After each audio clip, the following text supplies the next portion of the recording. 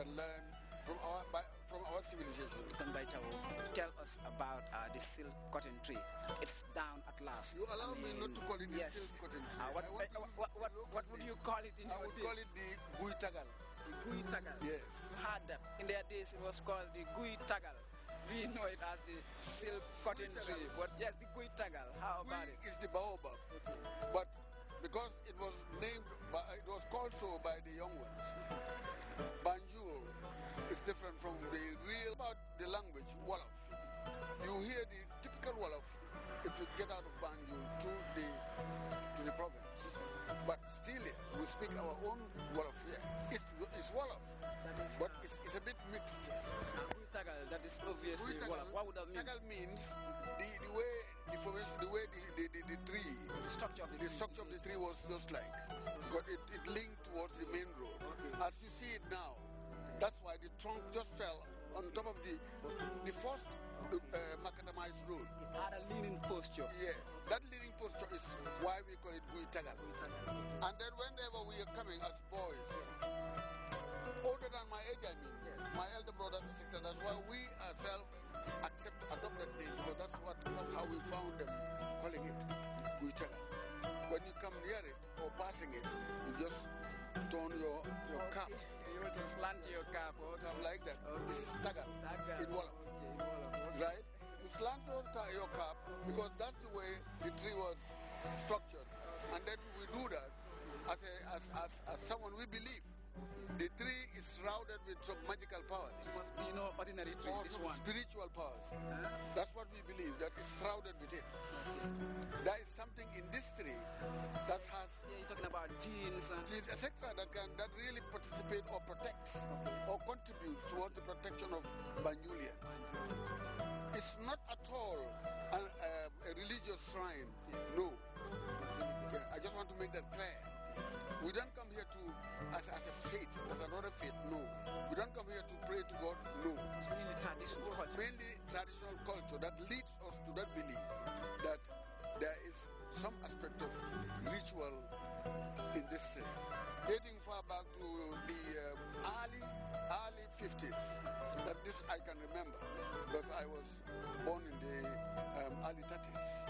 And you found this tree steadily standing? Yes, it's older than my brothers. That's why it's right to call it over a century. Can you tell us some of the things people used to do around here? When we are coming from Banjul going to Serekunda, those were the days when going to Serekunda wasn't difficult with us because we walk. When we are passing by, we throw that coin here. Okay. It's not easy to throw a coin. Sometimes you don't have a coin, but you pick a stone to throw it. Up there. If you throw the stone and it didn't drop back, you don't go that day. Yeah. You return home. That was our belief. Okay. We believe in that. We don't go that day to the Congo, we come back home. Because we believe there is no open way and it's not safe to go. Because the tree has rejected your way. To be conserved, it has played some part into the lives of Banjulians. Because it's a land. So parts of it, you know, weren't cut down for firewood? No. But the extracting those tweets out of it serves us. Well, mainly for curative, therapeutical values. Simple as that. But nothing at all besides that. At the rim of the Atlantic, Banjul has ever been endowed with a pretty luxurious undergrowth of trees and ornamentals, which especially streamline the thoroughfare leading to the main settlement. Hi, I'm Nisa, having a great time with my friends at the Smiling Coast. This program is brought to you by...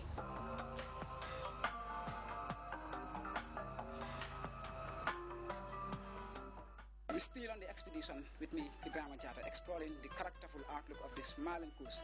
Now we're here meeting Alhaji Siring Seka, a leading pioneer of the Gambia National Drama Association, playwright and one of the first cultural and traditional exponents of the Smiling Coast. Mr. Seka is going to be telling us the mystery about the silk cotton tree, how it relates the city's story and why it is still deeply valued. It was a landmark really for entering Banjul and for leaving Banjul as well. You know, if you were a boy living in Banjul, it was also to test the bravery of a boy and the endurance of a boy to run all the way from Half Die or Dingari to Guitagal and back. Right, with a time, of course, limit. And then if you do that as a boy, then you are a brave boy and sporty. You're sporty, yeah. And your endurance is being tested. Yeah. You know, that's the cotton tree. Before we were born, we met this cotton tree. Even my father or my grandfather. When I asked them about the age of the cotton tree, they will tell me, we don't know. Because when we were boys, we met this cotton tree. It totally existed. Yeah. It was already a big tree. Yes. This is a detailed and masterful sketch of the 80-year-old city resident in his teens as a young Boy Scout in the 50s. It was briefly after a historic March burst, celebrating the Queen's coronation in England. But well before this time, Seka could recall the beautiful moments he and his friends used to spend at the silk cotton tree and other wooded areas of the island, enjoying the delight of natural endowments. Wherever you see a cotton tree, there must be something hidden, a junai or a big maribu. So do you climb the silk cotton trees? Because I see a lot of twigs which seem to be very sharp. No, hardly, for the simple fact that it has some thorns, on the stems. Yeah, on the stems, yeah. Hardly. You can use the climbing belt, of course. Kandama also. Has anyone climbed that tree? It's very big. It's hard to Has anyone climbed that tree? surround with anything, Okay. So no one has climbed the tree in your days? Yeah? That tree in Banjo? If he? No one has ever climbed? No, not to my knowledge. We used to have one at Buckle Street where we used to have company number 2.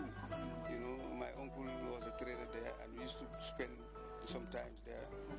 When there was no dara, there was no school, we used to take you there and you have to sit down there, sit with him there, either in the compound. So we used to play with these cotton trees and some of these things that when they flower, they used to toys and so on.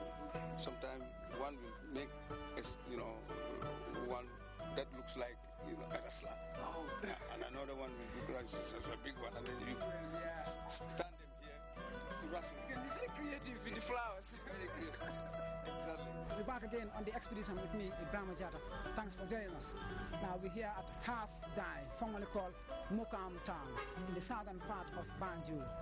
This place realized a name change when a major cholera epidemic broke out in the city in 1869, killing thousands of people. The name Half Die came to replace Mokam Town. But how did the people of this area deal with the greatest ever epidemic to hit the city?